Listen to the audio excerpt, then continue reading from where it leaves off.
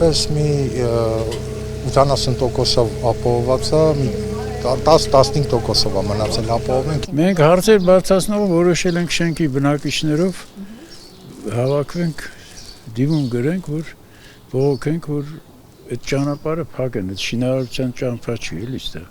Գիշեր-ցերեկ չեն կարող մարդիկ քնեն, հիվանդներ կան, երեխեք կան։ Այն գարաժի մեջով ճանապարհ կար, հիմա փակել են, առաջ բաց էր, հա։ Այն վերևով այն բանի փողոցի կողքից այդ ինչ են ասում ամերիկյան համալսարանի կողքով գալիս է այդ գարաժի մեջով իրենց գարաժն է փակեցին առաջ տենց էին գնում գալի մարդկանց վրա ոչ մեկ ուշադրություն չի դարձնում բողոքես չբողոքես էլի գալի էլի նույն իրենց էշը քշում են ինչ պիտի անես Բարև ձեզ Սկզբից լսեցի ոնց բախվեց մեքենան Այդ ինձ համար անծանոթ ձայն չէր։ Մի քանի անգամ այդ տենց դեպքերին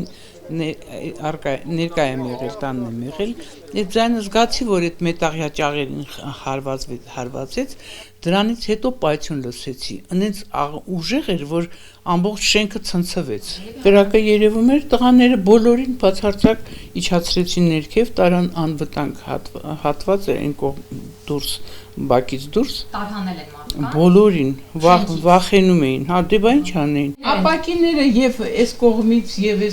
եւ նույնիսկ 5-րդ հարգում այդ նույն հատվածի նույն մասի ապակիները բոլորը ճաքած են եւ այդ օդափոխիչների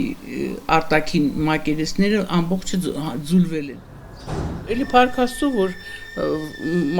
ոչ մեկը չի մահացել, չի վնասվել, բայց մեքենաներ են, շատ մեքենաներ քանի հատ վնասվեցին։ Այս ճանապարհը այդպիսի խոշոր մեքենաների համար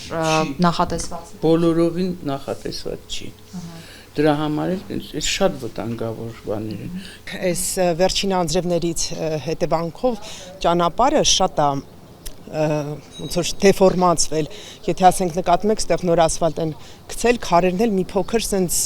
տեղաշարժվել են։ Հնարավոր է, որ ասենք դրա պատճառով էլի